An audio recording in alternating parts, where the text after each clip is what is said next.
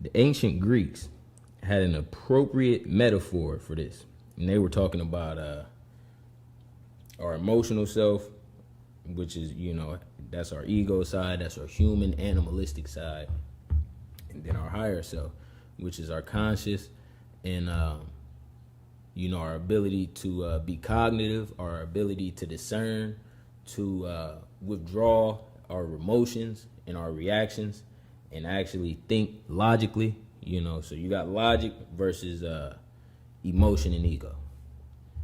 And the ancient Greeks had an appropriate metaphor for this. They called it the rider and the horse. And the horse is our emotional nature compelling us to move, continually impelling us to move. The horse has tremendous energy and power, but without a rider, it cannot be guided. It is a wild subject to predators and continually heading into trouble. The rider is our thinking self. Through training and practice, it holds the reins and guides the horse, transforming this powerful animal energy into something productive. The one without the other is useless. Without the rider, no directed movement or purpose. Without the horse, no energy or power. In most people, the horse dominates and the rider is weak.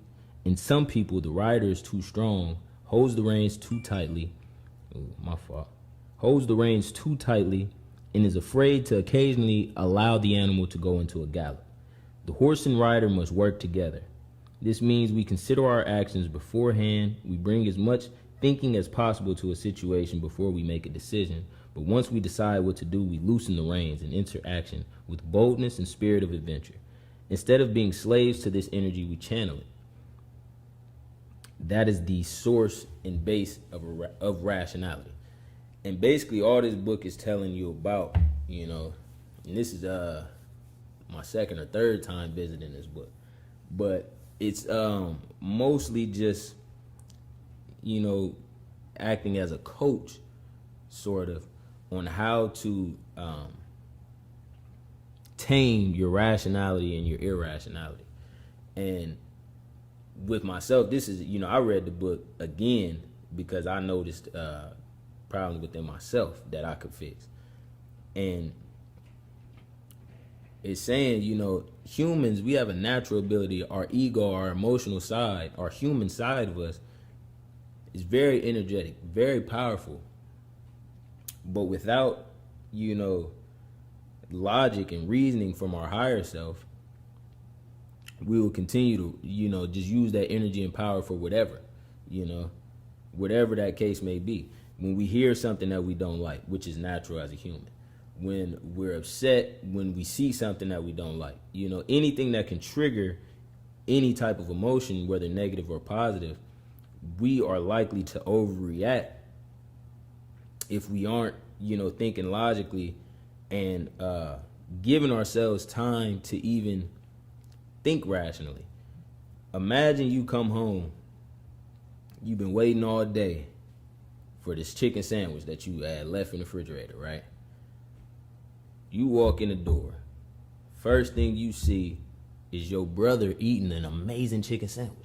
That man is tagging that chicken sandwich, you feel me? Not only is he tagging that chicken sandwich, not only is that chicken sandwich amazing, but that's the same chicken sandwich that you left in the refrigerator. That's the same one that you left for yourself to get home and enjoy when you got to the crib.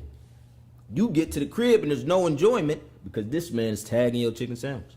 You feel me? So irrationally, emotionally, you gonna go to your brother, you gonna have words with him. Some people may just have, physicality for that man.